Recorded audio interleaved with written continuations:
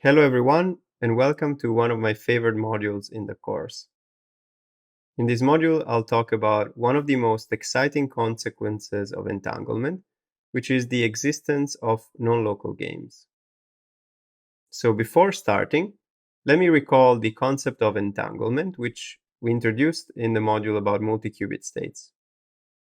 So first of all, we say that a state is a product state if it can be written as a product of single qubit states. So you can see here an example of a 2-qubit state psi, which is a product state.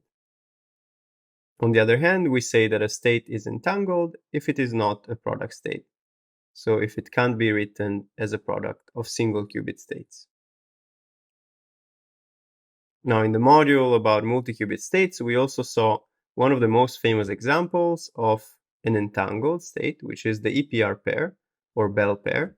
This is the 2-qubit state, 1 over square root of 2 ket 0, 0 plus 1 over square root of 2 ket 1, 1. And recall that we mentioned that this state is actually maximally entangled because it is furthest away from any other product state, according to a suitable notion of distance. Now, the EPR pair is a very important resource in many quantum communication and quantum cryptography protocols, and we'll see that it plays a special role even in this module.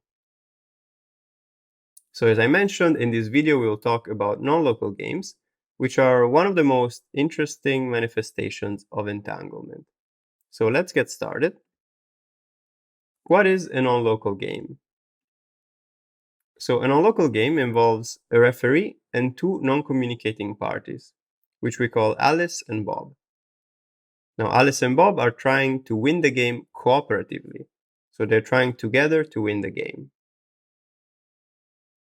Now, the game consists of one round of interaction between the referee and the two players, Alice and Bob. So the referee starts by asking a question to Alice and a question to Bob. So let's call the question to Alice X and the question to Bob Y. And upon receiving these questions, Alice and Bob respectively return some answers to the referee. So let's call Alice's answer A and Bob's answer B. Now, all of the questions and answers, X, Y, A, and B, are classical. So there's nothing quantum here yet.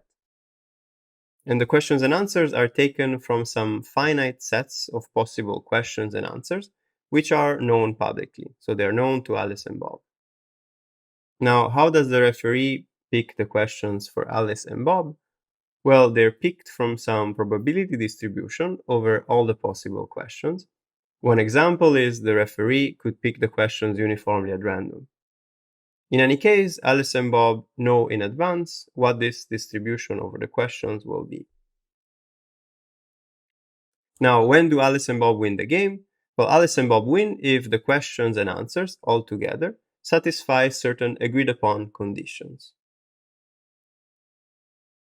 So the game is very simple. Alice and Bob are allowed to talk as much as they want before the game begins. Once the game starts, Alice and Bob cannot communicate anymore. The referee sends questions to Alice and Bob, and they return some answers to the referee.